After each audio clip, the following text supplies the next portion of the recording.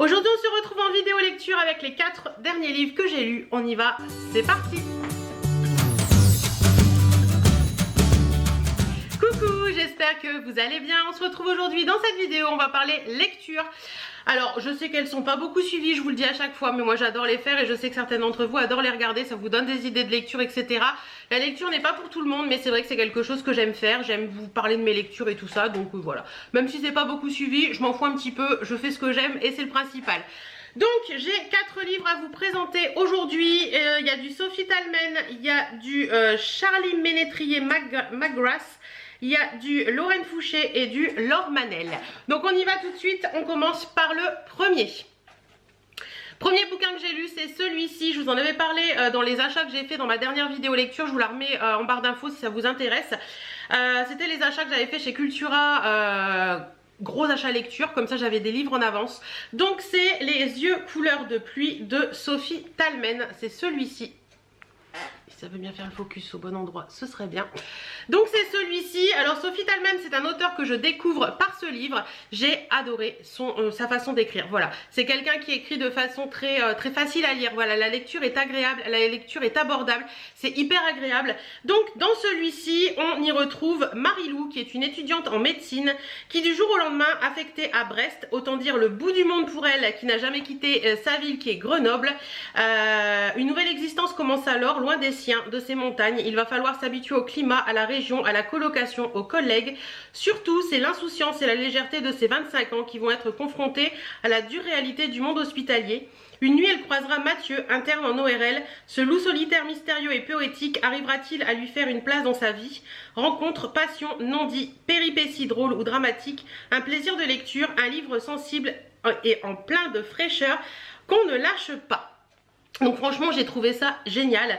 Il y a Santé Magazine qui dit une plongée dans les coulisses des gardes, des urgences de la maladie, plein de réalisme, mais vu avec humour, un roman vif très enlevé aux personnages attachants. Et je suis totalement d'accord. Alors certes on va parler du milieu médical, mais bon, on parle du milieu médical certes, donc on va parler de certaines maladies, etc. Mais on en parle de façon légère en fait, pas forcément qui va vous plomber le moral, hein, voilà, c'est pas ce que je veux dire, c'est qu'on en parle de façon légère et on en parle de façon réelle un peu, mais romancée, on va dire, voilà. J'ai bien aimé ce livre parce qu'on suit vraiment Marie-Lou qui est interne en médecine et qui va devoir partir, comme je vous l'ai dit, de Grenoble, sa ville natale, qui est complètement à l'ouest, non à l'est Hélène, c'est par là à l'est. À l'est et qui va se retrouver totalement à l'ouest puisqu'elle va aller à Brest, le bout du monde. Donc voilà, on va suivre Marie-Lou dans son arrivée à Brest, dans son arrivée avec sa colocataire qu'elle ne connaît pas et qu'elle va découvrir, qui elle-même est interne en médecine. Voilà, donc elle va découvrir ça, elle va un peu... Oh, il y a le soleil qui joue avec nous. Elle va découvrir sa vie sur place, voir un petit peu comment les Bretons se comportent par rapport à, au Isérois, je crois, c'est l'Isère? Grenoble? Non, c'est la Haute-Savoie, je crois que c'est ça. Oula! Désolée si je me trompe, mais je crois que c'est la Savoie ou la Haute-Savoie, Grenoble. Bref, donc voilà, donc franchement très bon livre qui vous apporte autant le côté, on apprend un petit peu ce qui se passe un petit peu dans le côté médecine, mais aussi on apprend un petit peu les non-dits dans une famille. Le Mathieu qu'elle va rencontrer, c'est le cousin de sa colocataire en fait, et elle va se demander qui il est vraiment parce que c'est un peu un loup solitaire qui vit en short et en tongs toute l'année. Elle va se demander qui il est. Va y avoir des petits trucs qui vont se mettre en place, voilà, et un petit jeu amoureux entre eux. Elle sait pas vraiment s'il a envie d'elle, enfin s'il a envie de la connaître parce qu'il a juste envie de s'amuser avec elle comme il s'amuse avec les autres nanas, ou s'il a vraiment envie de la connaître parce qu'il s'intéresse vraiment à elle. Vous voyez, c'est assez, voilà, c'est assez, je t'aime moi non plus, je fais des choses mais finalement après je te recontacte pas, enfin c'est, voilà, c'est assez spécial mais c'est vraiment sympa. Je trouve que l'univers de ce livre est très sympa, ça se lit rapidement puisqu'il n'y a pas énormément de pages, hein, il y a 250 pages, donc ça se lit hyper rapidement. Mais franchement j'ai tellement adoré ce livre que tout de suite après j'ai recommandé les 2 suivants. Alors j'ai recommandé tout de suite après la lecture de celui-ci les 2 suivants. Donc il y a Entre mes doigts coule le sable et De battre la chamade. Hop, voilà, là c'est les deux suivants. Donc c'est, alors je sais pas dans quel ordre ils sont, faudra que je vérifie, mais je sais que c'est une trilogie de livres. Donc voilà, ça c'est une trilogie de livres. J'ai lu le premier, j'ai encore les deux autres à lire, donc ils sont de côté et puis je verrai quand est-ce que je les commencerai en fonction de mes lectures. Donc voilà, franchement j'ai adoré ce bouquin, vous pouvez y aller les yeux fermés, c'est vraiment hyper sympa à lire, d'autant plus que l'auteur Sophie Talmen vient du milieu médical puisqu'elle est neurologue à Lorient. Elle est née en 1980, donc c'est une nana qui a mon âge, hein. Voilà, et Les yeux couleur de pluie était son premier roman, mais franchement très très bon roman, j'ai adoré. Ensuite nous avons celui-ci que j'ai dévoré, c'est Les sales gosses de Charlie Ménétrier McGrath. Donc c'est un roman, eux ils mettent entre Tati Daniel et le vieux qui ne voulait pas fêter son anniversaire. C'est pas faux. Donc dans ce roman on va y retrouver Jeanne qui est furibarde car elle a été placée en maison de retraite par ses enfants et chacun se renvoie la balle pour déterminer qui en a été à l'initiative. Mais Jeanne a beau avoir 81 ans, elle n'a pas dit son dernier mot. Son plan, simuler la démence et les rendre tous dingues. Sauf que ce lieu dans lequel elle ne voyait qu'hostilité va lui révéler bien des surprises. En prenant part d'abord sur la pointe des pieds, puis avec une ardeur qu'on ne lui connaissait plus, au rendez-vous régulier d'une clique de pensionnaires plus agités qu'une colonie de vacances, Jeanne va réveiller des pans de sa personnalité qu'elle pensait à jamais enfouis, la curiosité, l'espoir et surtout l'audace. Qu'on se le dise, les bêtises ne sont pas qu'un jeu d'enfant. J'ai adoré ce bouquin, très simplement j'ai adoré ce bouquin. Donc clairement on se retrouve avec des personnes âgées dans ce livre puisque Jeanne est placée en maison de retraite. Elle n'a pas du tout envie d'aller dans cette maison de retraite, elle voulait rester dans sa maison mais ses enfants en ont décidé autrement donc ils l'ont placée en maison de retraite et elle va se retrouver les premières semaines à ne pas vouloir, donc elle va simuler la démence, elle va faire des trucs complètement loufoques comme ses enfants l'invitent un dimanche à aller boire un café et à manger une petite galette dans un salon de thé très réputé de Lyon puisque ça se passe dans la banlieue de Lyon. Et elle a décidé qu'elle n'allait pas mettre de jupe, qu'elle allait simuler comme quoi elle avait oublié de mettre sa jupe. Donc voilà, c'est tous des petits trucs comme ça qu'elle met en place pour sa famille. Il y a juste un de ses petits enfants je crois qui se rend compte qu'en fait mamie elle est pas si sénile que ça et qu'elle sait très bien ce qu'elle fait et elle est en train de faire la pagaille dans la famille juste pour les faire chier, on va dire clairement les choses. Mais Jeanne ne s'attendait pas à tomber sur une clique, une bande de pensionnaire de la maison de retraite qui va changer totalement sa vision des choses et sa vie en maison de retraite. Elle va se rendre compte qu'en fait Jeanne est mariée depuis des années avec un homme qui est décédé, donc c'est pour ça qu'elle est placée en maison de retraite parce que maintenant elle est toute seule et elle va se rendre compte qu'en fait sa vie n'a pas été celle qu'elle aurait voulu entre guillemets. Elle a adoré sa vie mais elle se rend compte qu'en fait elle a été la femme d'eux puisque ce mari était un grand médecin et que finalement voilà quoi, elle personnellement son évolution et son truc ne s'est pas fait puisque elle a été la femme d'eux et voilà. Donc par contre elle a élevé ses 5 enfants, il n'y a pas eu de soucis. Voilà, elle a vécu sa vie de femme au foyer sans vivre sa vie de femme vraiment. Et ce petit groupe va faire ressortir un petit peu des choses. Alors ce petit groupe de pensionnaires, ils ont une habitude, c'est qu'ils font des dîners de... je vais manger le mot. Des dîners de regret. Donc voilà, donc pendant... ils sont 6 je crois, 6 ou 7, je sais plus bien exactement. Et pendant ces dîners de regret, il y a une personne, tous les vendredis, il me semble, de mémoire, qui va donner son regret dans sa vie, ce qu'il aurait voulu faire de sa vie et ce qu'il n'a pas fait. Donc ça peut être plein de choses, voilà. Je vais pas vous dévoiler plus les choses, mais ils vont faire que ces regrets que leurs copains maintenant, leurs amis ont, on va essayer de les résoudre et de les faire se réaliser. Et plein de choses découlent de tout ça. Et c'est tellement enrichissant, c'est tellement bienveillant, c'est tellement plein de vie en fait. Parce qu'on se dit, oui les gens en maison de retraite, par moment, il y a des maisons de retraite, elles sont pas terribles. J'ai encore une roue coincée dans le carrelage. Mais là on se rend compte que eux ils font tout pour vivre, ils font tout pour bouger, ils font tout pour exister. Et ça fait du bien parce qu'on se dit que même les personnes âgées, c'est pas parce qu'on a 80 ans qu'on est à l'article de la mort. On peut avoir 80 ans et être en pleine forme et on se rend compte aussi que même à 80 ans l'amour peut encore triompher. Donc voilà, ce livre, franchement je l'avais pris juste parce que c'était marqué entre Tati Daniel et les vieux qui ne voulaient pas fêter son anniversaire. J'ai adoré Tati Daniel, je me suis dit pourquoi pas essayer. Tati Daniel c'est un film, je sais pas s'il existe en livre mais moi je l'ai vu en film. Et je me suis dit pourquoi pas essayer et franchement je regrette pas du tout parce qu'il est vraiment vraiment top. Lisez-le, vous verrez, c'est enrichissant, c'est plein de bonne humeur, c'est vraiment génial. Voilà. Ensuite, poste restante à Locmaria de Lorraine Fouché par l'auteur de Entre ciel et loup. Donc Entre ciel et loup, je ne l'ai pas lu. Donc dans ce bouquin, nous y retrouvons Chiara, ou Chiara, mais moi je dis Chiara. Donc élevée dans le culte d'un père mort avant sa naissance, Chiara découvre à l'âge de 25 ans qu'elle est peut-être la fille d'un marin breton. Sous le choc de cette révélation, elle embarque pour l'île de Groix et fait la connaissance de Gabin, prête-plume d'écrivain célèbre, qui devient son compagnon de fortune. Mais ce séduisant jeune homme, arrivé comme elle de la Grande Terre, est-il vraiment celui qu'il prétend être? Et Chiara reviendra-t-elle indemne de son enquête insulaire? Lorraine Fouché signe un roman breton où la tendresse n'est pas poste restante, où le bateau du courrier est porteur de bien des surprises, où les boîtes aux lettres recèlent des secrets inattendus. Il est top aussi ce bouquin. Je sais pas, j'arrive jamais à trouver un bouquin qui me plaît pas. C'est bizarre, hein, mais franchement j'ai adoré ce bouquin, je l'ai dévoré aussi complètement. Donc on retrouve Chiara. Chiara est une jeune italienne qui, on voit dans le début du roman, qui a perdu son père avant sa naissance puisque ses parents viennent de se marier. Et quelques jours après le mariage, ils doivent se retrouver à un café et malheureusement le papa est renversé par un scooter je crois, et il meurt sur le coup. Donc la maman est complètement sous le choc et tout et elle apprend quelques jours après qu'elle est enceinte. Mais malheureusement, suite à l'histoire qu'elle a vécue, suite à la déception qu'elle a eue, une de ses cousines décide de l'emmener avec elle en vacances quelques semaines ou quelques jours après non, je crois que c'était une quinzaine de jours après le décès de son mari, pour lui redonner un peu du baume au cœur, etc. Et dans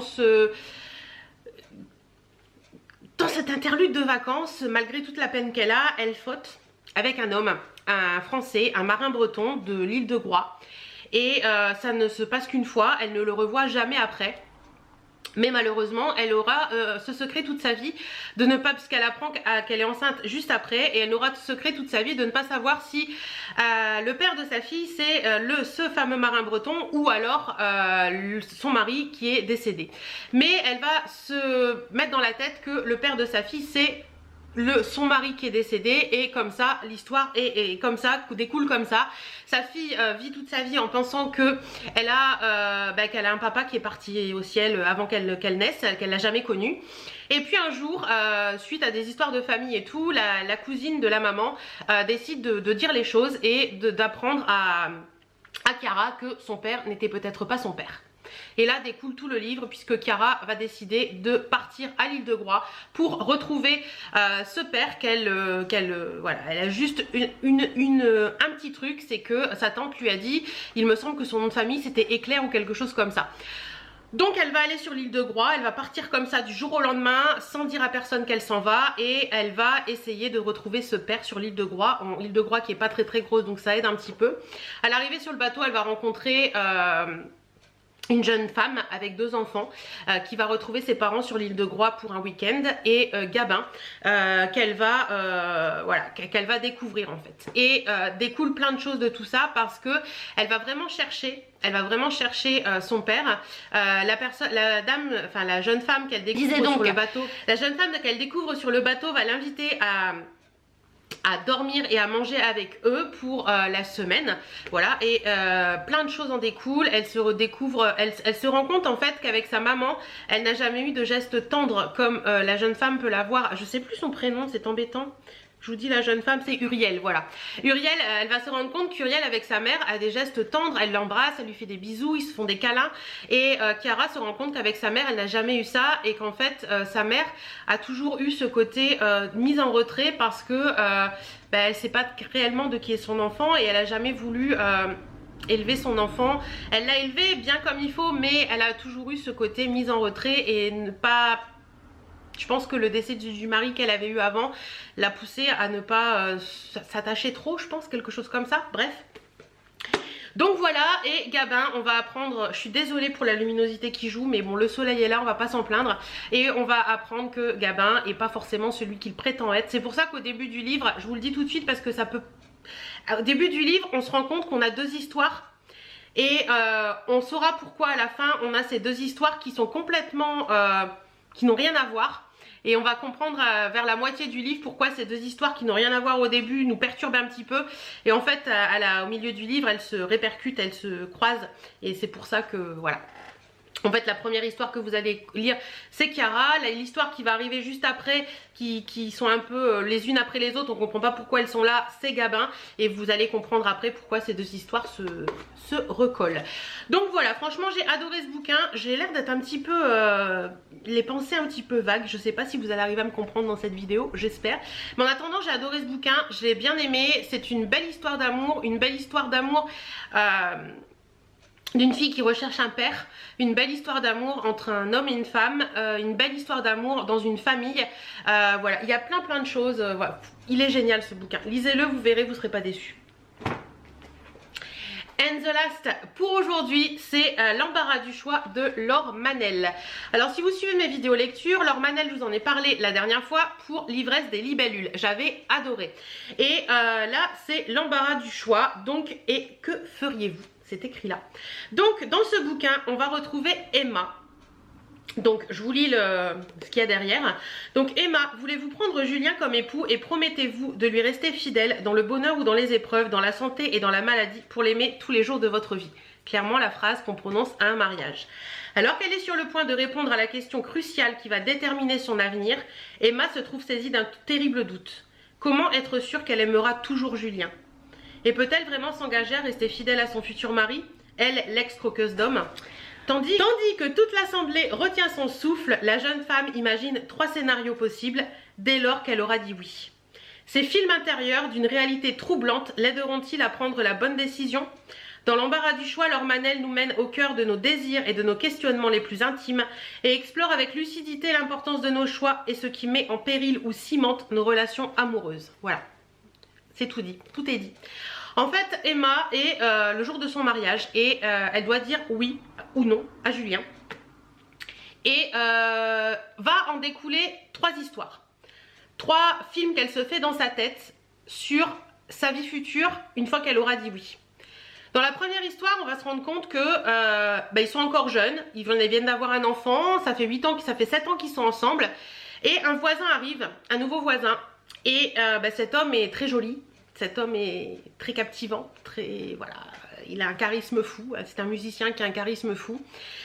Et Emma, malgré que ça fait 7 ans qu'elle est fidèle à son mari, malgré qu'elle était une croqueuse d'homme avant, elle est fidèle depuis 7 ans, mais Emma va fauter, voilà. Première histoire, Emma va fauter, il en découle plein de trucs, je vous laisse voir la fin de cette première histoire en lisant ce bouquin. Dans la deuxième histoire, attendez que je vous dise pas de bêtises parce que ça fait des moments il y a des trucs qui se répercutent et je ne sais plus bien. Oui, ça y est, ça me revient. Dans la deuxième histoire, Emma est un peu plus âgée. Elle a maintenant une 40aine d'années et puis tout se passe bien avec son mari depuis des années. Voilà, ils sont en couple, ils ont des enfants, voilà, très bien. Tout se passe très bien et ils vont à un dîner avec des amis et ils se retrouvent face à un couple dont le monsieur est un peu professeur d'université. Et il parle un petit peu des choses et d'autres. C'est un homme qui ne l'intéresse pas du tout, un homme qui n'est pas du tout son style. Et puis c'est tout, voilà, c'est tout. Et Emma s'ennuie un petit peu dans sa vie puisqu'elle est fleuriste, elle est à son compte maintenant. Elle s'ennuie un petit peu dans sa vie, elle ne sait plus trop ce qu'elle doit faire et tout, c'est un petit peu compliqué. Et puis une de ses amies lui dit mais pourquoi tu ne te mettrais pas à la lecture ou pourquoi tu ne prendrais pas des cours du soir pour redonner un peu de peps à ta vie? Chose qu'elle fait puisque son amie lui dit que justement ce fameux monsieur donne des cours du soir à l'université. Donc elle s'inscrit à l'université pour des cours du soir au niveau de la lecture d'anciens trucs, d'anciens romans tels qu'Emma Bovary, etc., etc. Pas les romans comme on peut lire, comme moi je peux lire. Et elle se prend une grande passion pour tous ces romans qu'elle dévore. Son mari ne comprend pas trop au début, mais il dit puisque ça lui apporte du bonheur, pourquoi pas. Et elle se découvre une amitié pour cet homme qui lui donne les cours à l'université. Mais pas qu'une amitié, c'est-à-dire qu'elle se rend compte que cet homme, malgré qu'il soit pas très séduisant, il a un charisme fou en fait. Quand il parle de ce qu'il aime, quand il parle de ses cours, etc., quand il fait ses cours, il développe une sensualité débordante. Et il en découle une petite chose, donc vous aurez compris qu'Emma faute une deuxième fois. Enfin, faute sans fauter, enfin c'est un peu spécial. Je vous laisse aller voir, mais vous verrez. Donc, deuxième histoire possible dans sa future vie de femme. Et la troisième histoire, on se retrouve une Emma qui est beaucoup plus âgée puisqu'elle a maintenant 50 ans. Ses enfants sont partis du nid. Enfin, si sa fille est partie du nid, elle va d'ailleurs, elle est avec quelqu'un et ils vont avoir un bébé. Son fils est parti du nid aussi parce que lui fait des études un peu plus loin que la maison où il habite. Donc, elle se retrouve, elle a revendu son magasin de fleurs, donc sa fleuristerie, pour passer à d'autres choses parce qu'elle en avait marre et elle fait un peu de l'art, donc elle peint des tableaux, elle fait des dessins, voilà. Elle est vraiment plus dans l'art, elle fait de la photographie, etc. Donc son mari Julien maintenant a une très très bonne place, donc elle peut se permettre de rester à la maison et Julien va travailler puisqu'ils sont très aisés maintenant. Et un jour elle se dit tiens, pourquoi je reprendrai pas des cours d'art floral. Voilà, parce que je sais ce que c'est. Elle, tout en ne disant pas qu'elle est fleuriste, elle prend des cours d'art floral et elle se lie d'amitié avec la personne qui donne les cours. Et cette personne qui donne les cours a un fils qui a 28 ans et qui est toujours chez elle, qu'on appelle un Tanguy, et qui est toujours chez elle et elle dit à Emma que ce fils voudrait arrêter son métier qu'il est en train de faire puisqu'il est vendeur et qu'il veut partir dans l'art. Emma qui est très très férue d'art, etc. Son amie lui demande si elle peut pas lui donner quelques petits cours pour essayer de voir un petit peu tout ça, pour essayer de l'aider, lui montrer, voir si ça lui plaît, etc. Et elle lui donne des cours. J'ai fait la chèvre là, je sais pas si vous l'avez vu. Et elle lui donne des cours et elle se rend compte qu'en fait avec Julien son mari, ça fait des années qu'ils font chambre à part, qu'ils ne la touchent plus. Mais Emma a que 50 ans et puis elle se dit que voilà quoi. Il est bien mignon ce petit de 28 ans et puis elle apprend que ce petit de 28 ans il a jamais connu une femme mais que ça le perturbe un petit peu dans sa vie et qu'il ne sait pas s'il arrivera un jour à rencontrer une femme puisqu'il est encore puceau à 28 ans et qu'il se dit que c'est compliqué d'avouer ça à une femme à cet âge là. Et puis elle va encore fauter. Voilà, on n'en dit pas plus. Mais dans ces trois histoires, une quand elle a 30 ans, une quand elle a 40 ans, une quand elle a 50 ans. Donc c'est les trois histoires qu'elle se fait dans sa tête. On se rend compte que on parle beaucoup du couple. De la façon dont on vit sa vie de couple, de la façon dont on peut abandonner sa vie de couple aussi, de la façon dont on peut se complaire dans la routine du quotidien et se dire que c'est comme ça. C'est le quotidien qui est comme ça et c'est pas grave. Ça fait réfléchir, je vous avouerai que ça fait réfléchir, ça fait se poser les bonnes questions, ça fait regarder son couple d'une autre façon aussi. Mais ouais, franchement j'ai bien aimé ce roman. J'ai bien aimé ce roman parce que même si on voit que Emma se pose trois questions différentes sur son couple, sur ce qu'elle peut devenir, sur ce que ce couple, si elle dit oui, peut devenir, elle va quand même dire oui. Mais il y a un rebondissement à la fin et ça je vous en dis pas plus. Voilà. Donc voilà un petit peu pour tout ça, j'espère avoir été claire dans les explications de ces livres, j'espère que ça vous plaira. En attendant, si vous lisez un de ces livres, n'hésitez pas à me le dire, j'adore quand vous m'en parlez, etc., m'envoyer des petites photos et tout ça, j'adore. Et si vous avez des livres à me conseiller, n'hésitez pas non plus. En attendant, moi j'en ai encore 6 ou 7 je crois sous le coude, donc pour l'instant j'ai encore du stock, donc tout va bien. J'espère en tout cas que cette vidéo vous aura plu, je vous fais d'énormes bisous, prenez soin de vous, portez-vous bien et à très bientôt dans d'autres vidéos. Mouah.